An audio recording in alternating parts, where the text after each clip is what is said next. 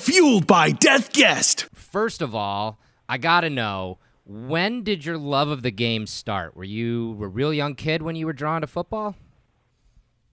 As young as I can remember, and my first football memory, believe it or not, in terms of watching a game, I want to say the early 1990s, and this is really throwing it back here. There was a wide receiver who unfortunately has since passed. His name was Michael Jackson, like not to be confused with the performer, but had the same name. And he caught a touchdown for the Cleveland Browns against the Dallas Cowboys in an upset victory. And this was sometime in the 90s. And it was, I want to say, a 4:00 game, but it sort of bled into like the 7 p.m. hour or so. And I remember my parents were trying to get me to come to dinner, and I was sitting there watching the game. I think we were all kind of gripped by the action. And that's sort of my first football memory. You're probably thinking to yourself, like, that's really random. Why is that the game that you remember? And if I had a good reason, I'd give it to you. I don't know what the reason is. I just remember that play very particularly. And I think every Sunday since, at least from September till February, I've eaten, slept, and breathed football. Yeah. Do you ever get like a little football sick every now and then? Like, oh my God, I can't talk about football anymore. I've talked about football for the last 2 or 3 months straight. Yeah, it's pretty rare. Here's the thing: is that I always tell people this. People are like, I'm so sorry to ask you about football when you're off the clock. And I'm thinking to myself, you do realize that when I'm off the clock, what I typically tend to do is like watch football or read about football or, like study football. Like that's sort of what I live for.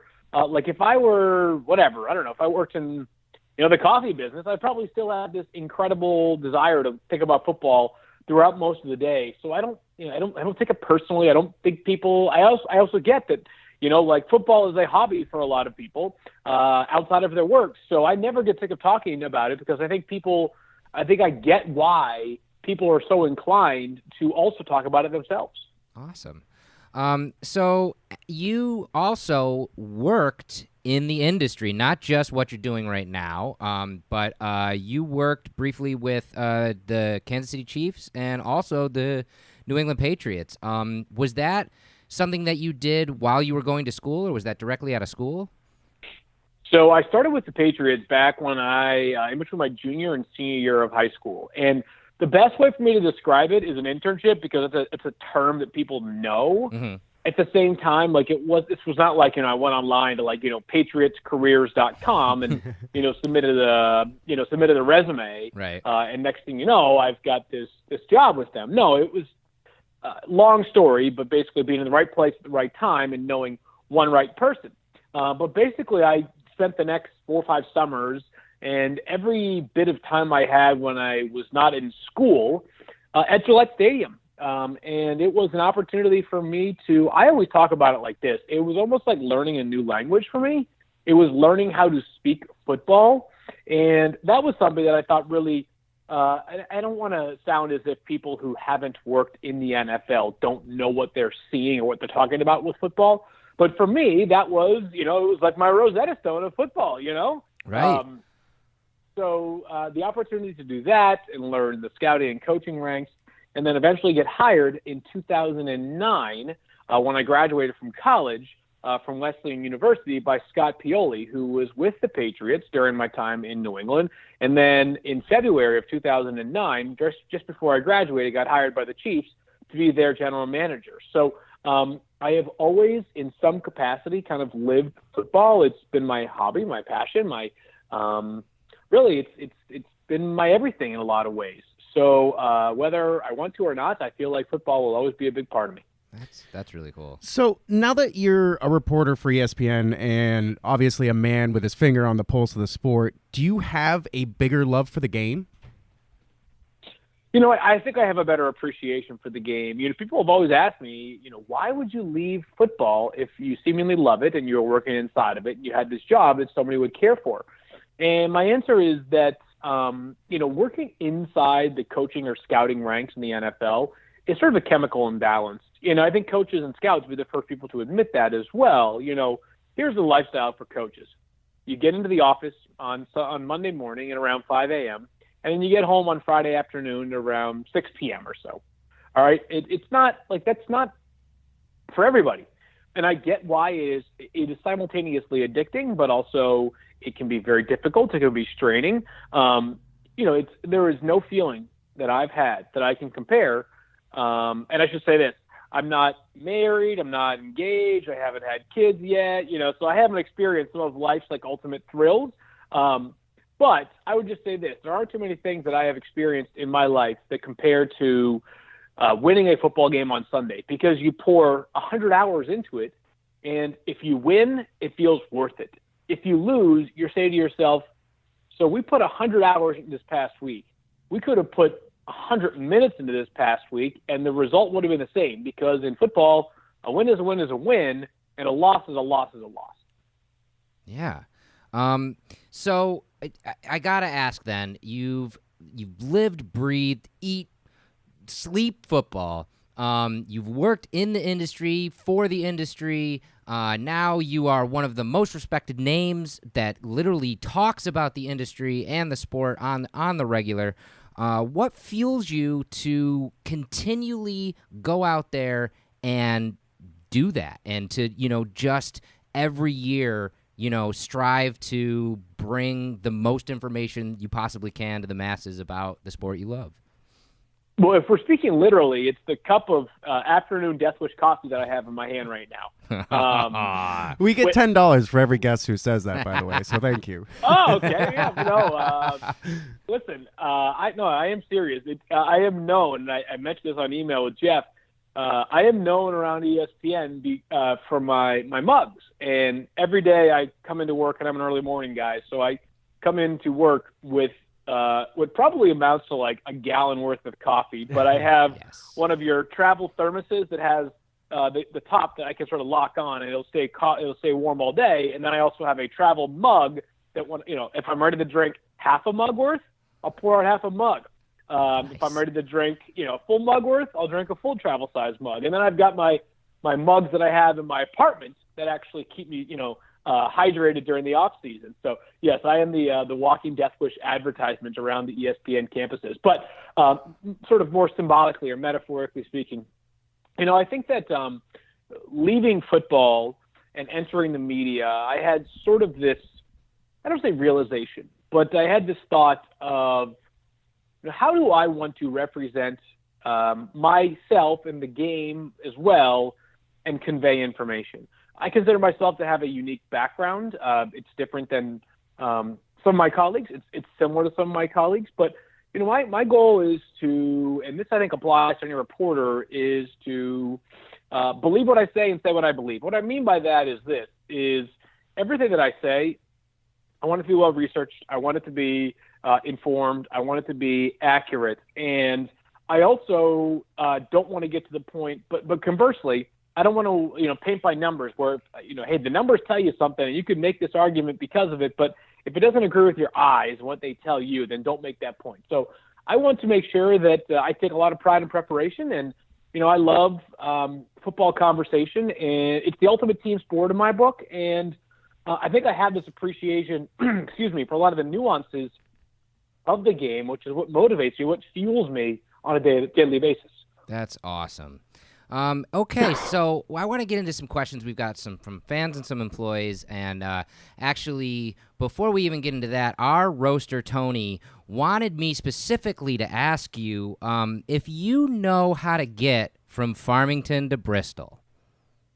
Tony, I do know how to get to Farmington from Bristol.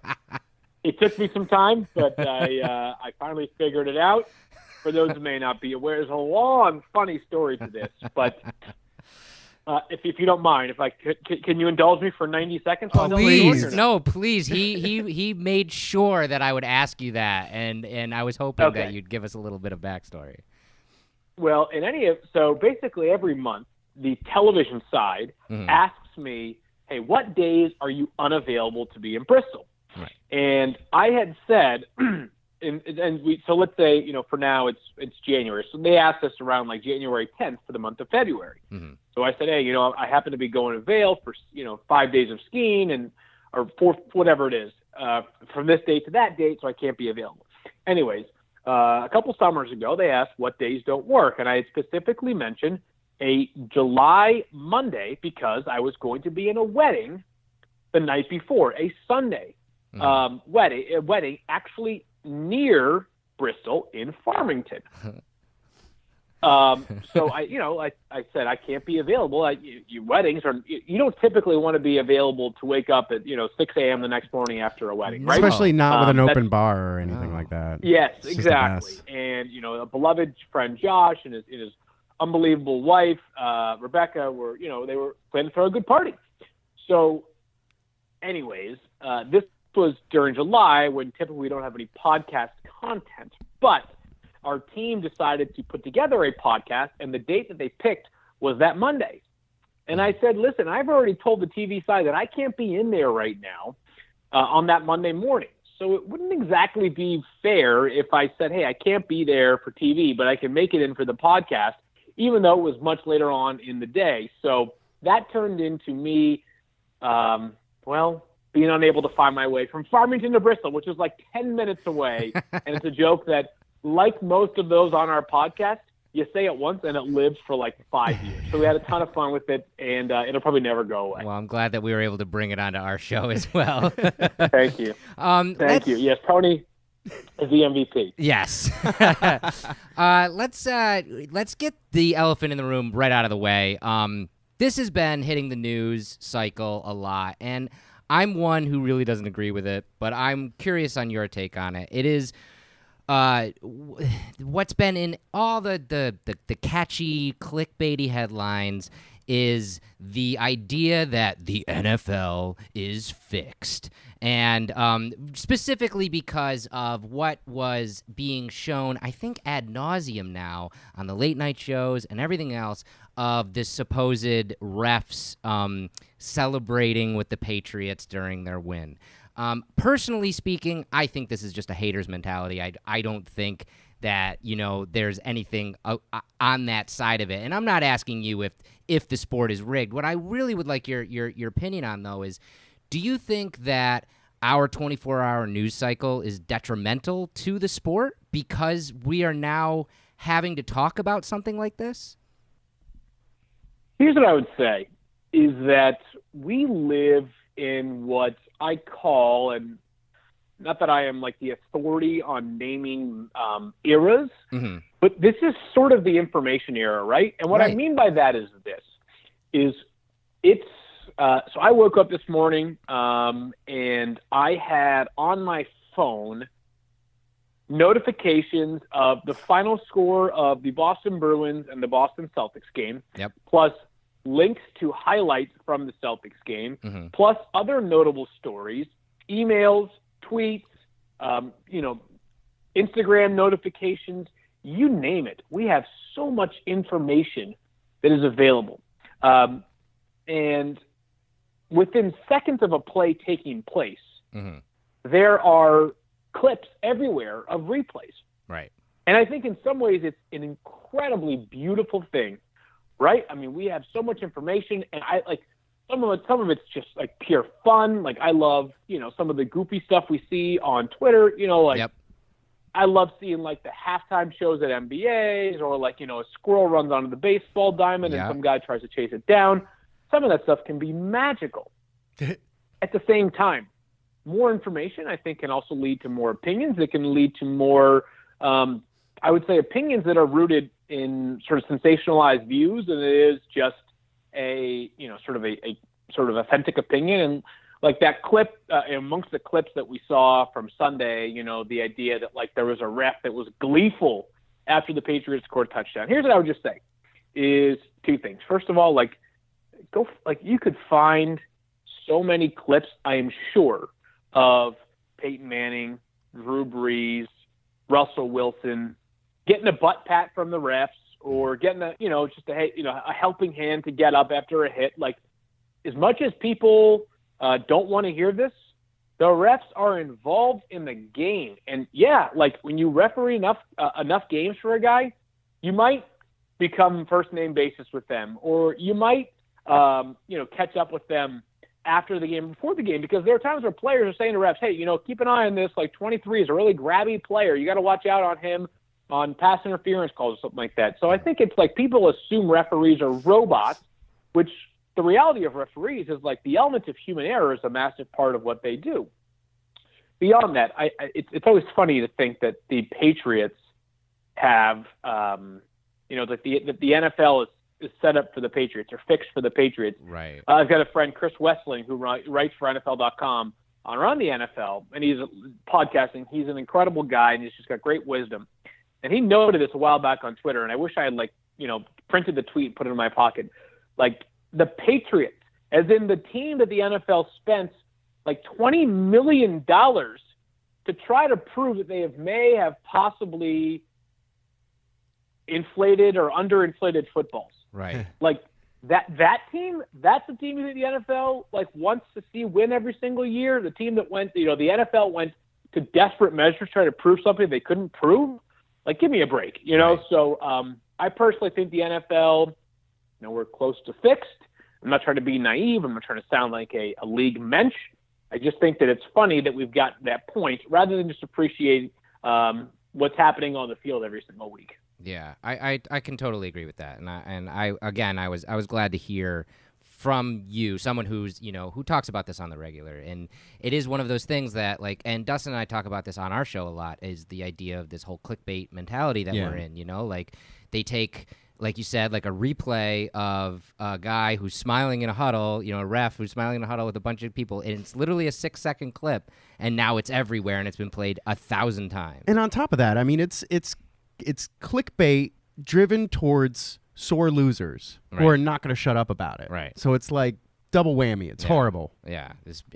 Well, like the reality about sports is that they invoke emotion in an incredible way, right? I mean, you watch a game, and even if it's a game, so I'm sitting there watching Kansas and Oklahoma last night, the basketball game, on Tuesday night, and I was watching it because it was on, first of all, and it's a quieter time on the television calendar.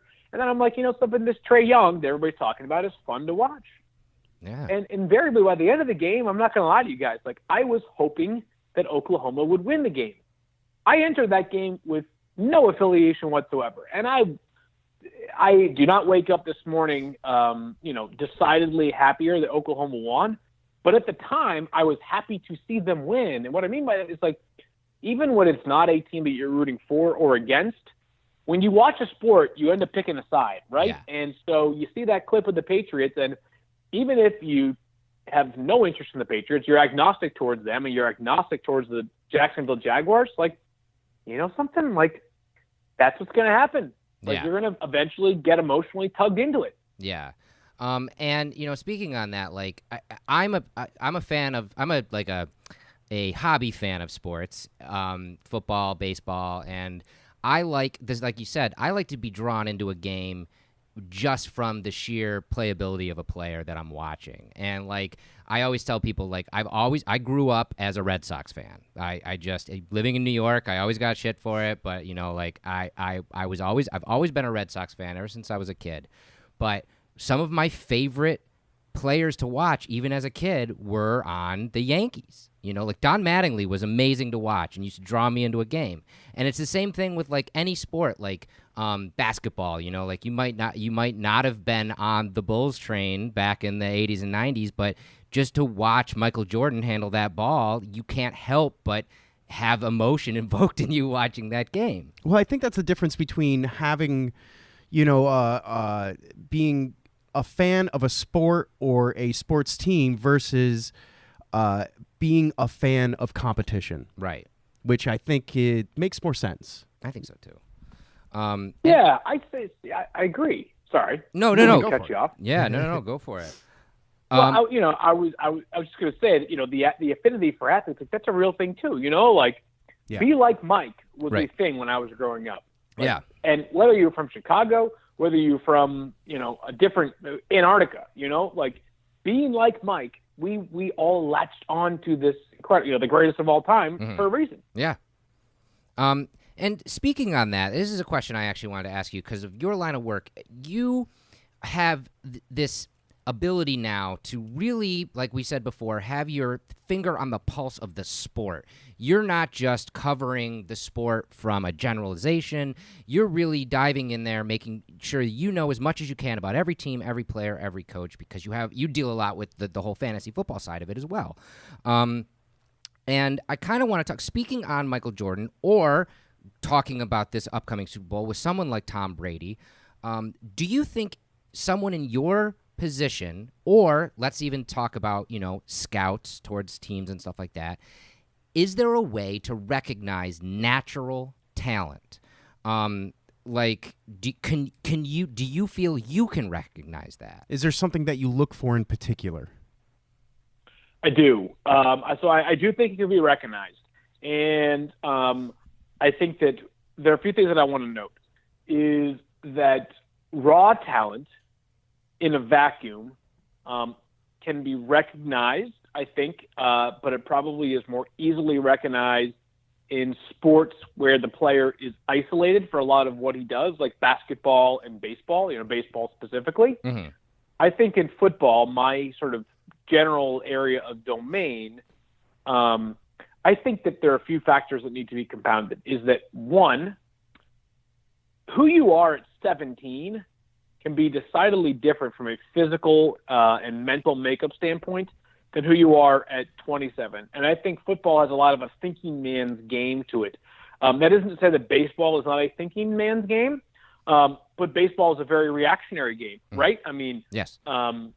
A third baseman needs to have lateral agility from start to finish in his career. And you're every single pitch, even the greatest hitter of all time, has no idea what's coming. It's a reaction to what is thrown his way. Right. So I think that on football, raw talent can certainly be noticed. But I think that a couple things. Physical development is very difficult to project.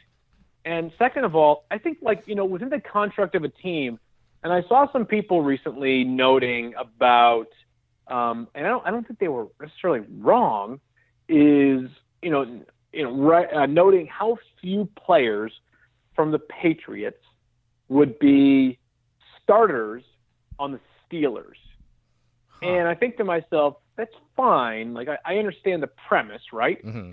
At the same time, don't you think, in some ways, don't you believe that, how a player fits within a roster is incredibly important? You know what I mean? Yeah. Chemistry.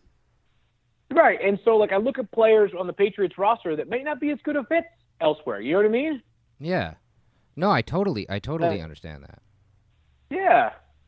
So I think that must be factored in. Huh. I actually have a kind of a question from one of our biggest fans here at Deathwish Coffee, Jason Heath. He actually, again, on the Tom Brady side, he's actually asking the question of, do you think that, or do you agree with why people think that Tom Brady is something special? And he brings up the analogy that quarterbacks like Matt Castle actually can go the same amount, 11-5, and but yet the Patriots and subsequently Tom Brady are always talked about as the upper echelon. But the Patriots are just a solid team of 53 players that can consistently win with Can they consistently win with anyone in that QB spot, or is it specifically on the shoulders of someone like Tom Brady? Yeah, I would not, I would say this. The Patriots, I think, have had the greatest coach of all time and the greatest quarterback of all time on their roster. Mm-hmm. So I think that sometimes we get very interested in parsing, who is more responsible for it, or who is more accountable for the wins, losses, et cetera, and everything in between, right? Right. Can the Patriots win without Tom Brady? I mean, the system, I don't know that the system is quarterback proof. I think that what they've done is they've got great infrastructure within its scouting department to find good players, and they've got great coaches and the roster is not simply just Tom Brady. Now, Tom Brady is incredibly brilliant. I think he's the greatest of all time. So, of course, they're at their best with Tom Brady under center. But I think it's important to note that it's not just two men, Bill Belichick and Tom Brady, and they'd be the first to concede that. I think that they have built a top-to-bottom organizational structure that is incredibly difficult to recognize and replicate. And I should say not recognize, but replicate.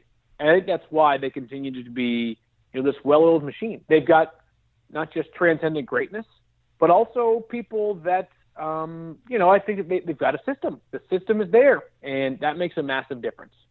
Interesting. And then speaking kind of on that quarterback, we got another question on the other side of that, and this is towards Dustin because he happens to be an Eagles fan. The quarterback of the Eagles there, Nick Foles, he has sore ribs, and he's going into this game. That's obviously not going to bench him. He's going to start the Super Bowl because why wouldn't you start the Super Bowl? But one of the questions we got posed was, do you think, as someone who analyzes this type of thing, do you think he can and or will complete the game? Here's what I would say is in terms of completing the game, like you mean like physically, like start to finish being on the field? Yeah. Yes, I do. I mean, at this point, here's what I would say. Nick Foles has been an unbelievable story over the past couple of weeks. Yeah. And I understand that that team is not as good with Nick Foles as it is with Carson Wentz. Right? That's just a reality. Yeah. But, we need to commend the Eagles for being a top-to-bottom 1-53 strong roster that, it's not, again, their success to the point of Carson Wentz's injury was not merely Carson Wentz. Organizational infrastructure is solid there, right? Yeah. So, I am past the point of allowing anybody to call either team incapable of winning in the Super Bowl. There's no underdog, you know what I mean? Yeah. I think both of them are absolutely 100% capable of winning this game. The Eagles are tough. They've got great ingredients to win on any given Sunday. So can you call them plucky? Perhaps, because they're with their backup quarterback. At the same time, Nick Foles has really showed tremendous composure over the past couple of weeks and been an awesome story. I mean, he seems like he's the guy who performs well under pressure, and he has more pressure than ever now, which leads me to believe that he's going to perform better than ever at the big game. I think he's got a chance to listen. I mean, I am personally, I'll say right now, I'm picking the Patriots to win this game in a close one. So I guess, sorry for those that are Eagles fans that are listening. But I would just say, Nick Foles, I don't think the Eagles are incapable of winning this game because of Nick Foles. I think they could win it because of Nick Foles' play. Or, I think if he doesn't play well, it's going to be difficult. But I think he could be the player that helps propel them to a victory if they do get the job done. Awesome. Interesting. So this is a personal question here. It's something that I'm really curious about. What's your take on head trauma in football, and have you noticed or seen any athletes mentally degrade after they leave the sport? Well, I would say this. It was I am not sure that I've seen the after effects yet. And I've dealt with mostly athletes that are in their playing careers. I would say, as it pertains to head trauma, not sure there's anything that's more important to that right now, to the NFL right now, than player health and safety. It's what's scary is we have a lot of information about head trauma, which derives from either football or other sports, and the lasting impact it can have. I also realize that we are just at the beginning of the information gathering stage, right? Yeah. I mean, 50 years from now, we're going to have a lot more information. Yeah. We just are. And I think it's imperative that we continue to dump as many resources into gathering information taking head trauma seriously, continuing to bolster and improve the concussion protocol. It has to be. It cannot be anything but a primary initiative for the NFL. Yeah. And I think most of these guys, even if you were to give them the information that they're in danger when they play the sport of looking at some head trauma, I think they'd still be down. They wouldn't pause for a second because it's the biggest moment in their lives, and it is a huge moment. I mean, listen, I'm not trying to be naive or like dismiss the impact of head trauma, but football is not the only thing that people do in their lives. It's dangerous, right? Like people routinely engage in risky behavior. You know, I mean, I just mentioned earlier, I'm going out to go skiing in Colorado soon. You know, like I understand that's a risk involved with that. And, I mean, anything is a risk. I'm training for a marathon right now, and there's some risk there as well. Yeah. You know what I mean? And I don't know that it's as simple as, hey, even if you have the information about the risk, that players are just going to stop playing the game. I think a lot of them would say, I'd risk everything to be a part of what I've been a part of. Yeah. And not everybody has to agree with that, but some people feel that way. Yeah, but I think the important thing is that they get to make that decision with the correct information in front of them. Do you think? Sure. And that's what it comes down to, is like we are doing our best to equip these people with information to make informed decisions about their health and well-being. Do you think there's anything that we can do now to help prevent some of this that we're not doing? I don't know about something that we're not doing, because I think we're trying to educate players more and more. But I think it has to. First of all, I think it's important that like we don't stop the cause. Like we continue to remind people. Beyond that, I would say like it's important that we remember that we are in the beginning. Like I said earlier, we're still in the beginning portion of the information gathering process. So, I just think it's important to continue to make this a primary cause and continue to make this an area of education for those involved, and not stopping ever or anytime. Right. I mean, I've even heard ridiculous ideas as like, well, if we remove the helmet, then they won't hit each other so hard, which just sounds ridiculous. Yeah. What's funny is my sister went to a school in the greater Boston area where they play without face masks, where she went to the brother school, the Dexter School, which has, incredible heritage and lineage. They play without face masks. So they, which was interesting to me. And I think it was a health thing. And I'm not sure if I don't think they do anymore, but when she was there, the boys that were in her grade would play football without a face mask, which is interesting. That is interesting. It sounds like that might save some like neck trauma from like, pulling on the face mask and whatever, but sounds like it'd make you ugly real quick. It's interesting. It's interesting. I didn't know a lot about it at the time, and I should go back and look into what they are doing now. Yeah. Yeah, it'd be crazy. They got the helmet off, they got the pads off. They're just smashing each other now. Exactly. Yeah. So we got a few more questions here from some of the employees that wanted to pick your brain about football. We are based in upstate New York here, so I would be remiss if I didn't ask you a question about the New York Giants, because we have a lot of Giants fans around here. And one of the questions we got from a couple of our employees actually was, what's your take on Eli Manning? Do you think he's going to remain with the Giants in New York? I actually think Eli Manning will stay with the Giants past this, into this next season, into 2018. And here's the thing is, I think people felt like there was a rush to make a decision on Eli Manning. Yeah. But if you're Dave Gettleman, who's the new Giants general manager, there isn't a rush here. Like for him, if you cut Eli Manning, you are incurring a bunch of dead money. So you're paying Eli Manning to not be a part of your team. Right. If you trade him, you are also still going to have some dead money. Obviously, you are acquiring some assets back, whether it's a draft pick or a player. So I don't think, though, he says, like, something, I really got to make sure that I move on from him. Beyond that, the draft, the NFL draft is 3 months away. Yep. Like, if you trade Eli Manning right now, you are essentially hitching your wagon to drafting a quarterback at the number 2 pick. Yeah. And they're just beginning their evaluations. Not just beginning, but they are beginning they're continuing their evaluation of these top quarterback prospects. Maybe right now Dave Gettleman is saying to himself, all right, I love one of these top quarterbacks, but I don't love others.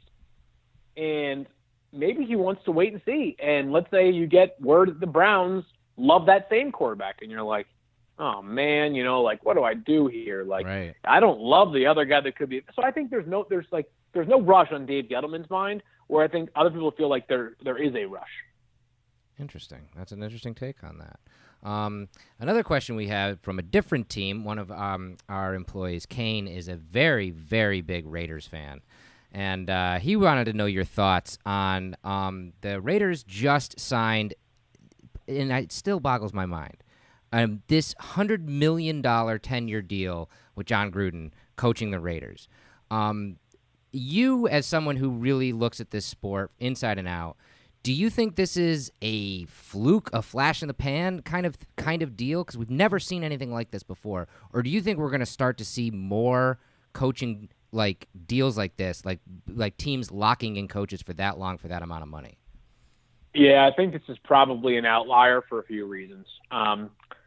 First of all, John Gruden had perhaps as much leverage as we've seen from a coach in a long time in the NFL level, right? Yeah, you're totally. I mean, every year somebody wanted John Gruden. Every year for like the past 5. He waited for the perfect opportunity to do so. Beyond that, Mark Davis, the owner of the currently Oakland Raiders and soon to be Las Vegas Raiders, was smitten is like the most like the lowest key description of how he felt about John Gruden. Like, that is underselling it 100 times over. He was, I think Adam Schefter may have used this word, obsessed with hiring John Gruden as his head coach. So the idea that it was Gruden always being coveted, Mark Davis willing to go to do whatever it took, a lot of other factors playing into it. I think that the Raiders have to continue to curry some favor with Oakland for as long as they are there. I don't think you want to be I don't think you want to be putting a sour taste in the mouth of people that you're already abandoning in a couple of years anyways. So, yeah, I think that sort of perfect storm of factors worked into the favor of John Gruden. And, I think but I think Mark Davis is probably, trying to reestablish the Raiders as like a brand, an iconic brand in the NFL. And one way you do that is by having someone like John Gruden on the sideline. Yeah. So it's just kind of lightning in a bottle situation. You don't think we'll be seeing this again unless there's another sinuous situation like this? Put it this way: if we see it like 2 or 3 more times, I'm getting back into football. I'm getting back into it. Me too. It seems to be like they're doing all right with. Man, that's just an insane amount of money to me. It's crazy. Switching gears, like one of the other questions that was brought up. As someone who's looking at all of the, not only what's happening in the NFL, but what could be happening in the NFL, who are you excited to see play at this year's Senior Bowl? Are there any must-watch prospects for you? This is, people say, like, you guys talk too much about quarterbacks. Well, the reality is this year there are 2 prospects that everybody has their eye on Senior Bowl. It's Josh Allen, the quarterback out of Wyoming, and it's Baker Mayfield, the quarterback out of Oklahoma. People are very familiar with Baker Mayfield, of course. He won the Heisman Trophy. He was a dazzling player throughout his college career. He has swagger. He has charisma. But he also, there are some areas of concern.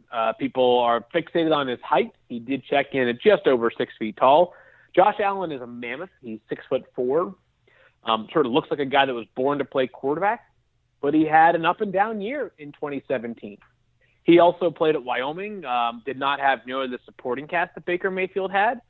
But those are the 2 guys that everybody is locking in on this week. Everybody are like, all right, what's the deal with Mayfield? What's the deal with Allen? Can either one of them emerge as a sort of clear-cut number one quarterback prospect, or at least right there in the mix with Josh Rosen and Sam Darnold, the two underclassmen quarterbacks who are not eligible to play in this year's Senior Bowl. Yeah. I'm always curious about like the kids that are coming up, because you never know when one of these kids because you're telling us, exactly. These are the two guys who everybody's eyes are on. So obviously they're the ones that everybody's salivating over. All the scouts are looking at. They're the ones that are going to lead that pack. But you never know about the guys that aren't being talked about. They could be the next Tom Brady. Even Tom Brady. No doubt. Even Tom Brady himself. He was, and I don't know if you know this, Dustin. He was the 199th pick in the draft. Wow. He wasn't number one or number two or whatever, literally passed over by everybody multiple times. Do you think if a player feels slighted like that, do you think they play harder, to prove everybody wrong?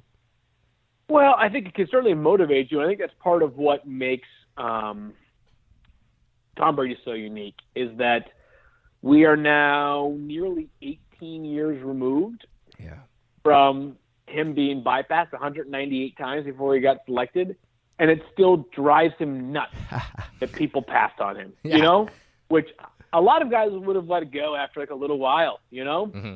Brady's like, no way, no, it's just not happening. Yeah. I like that. Fueled by hate. Yes, that's right. He proved, that those 198 people made the wrong choice. I love it. Yep. That's crazy. So finally, getting back to the big game, we already know you picked your pick is the Patriots to win it. But what we really want to know, which really is the most important, I think, I'm just kidding about that, is Super Bowl commercials.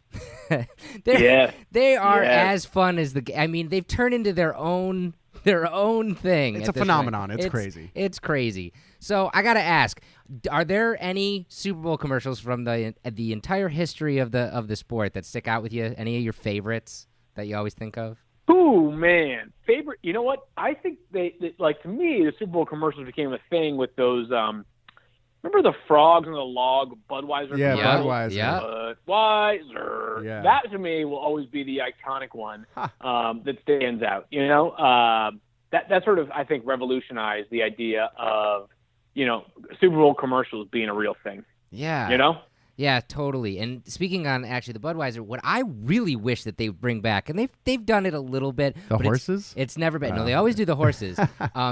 But it's never been like when I was a kid watching Super Bowl was the Bud Bowl. The Bud Bowl was the coolest thing in the world. It was the beers playing football against each other. Do you remember this? No, Dustin? I don't You remember this? that. No. It was Budweiser and Bud Light, and they would play literally put little helmets on the bottles, and they would play football against each other. It was all animation. It was great. That sounds dumb. It was great. Yeah. I loved it. And Absolutely.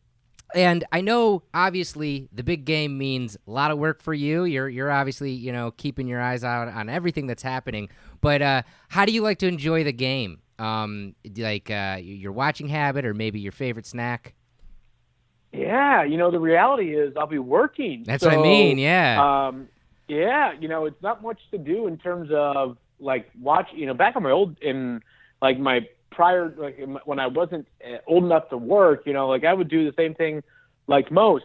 Here's what I'll say is probably the one time I don't drink a ton of coffee at 6:45 p.m. So. Mm-hmm. This must be a rare time of the day where I'm not consuming coffee, but all the standards. I am a massive wings guy. Yes. Love wings. If you don't like wings, I'm not sure we can be friends, first of all.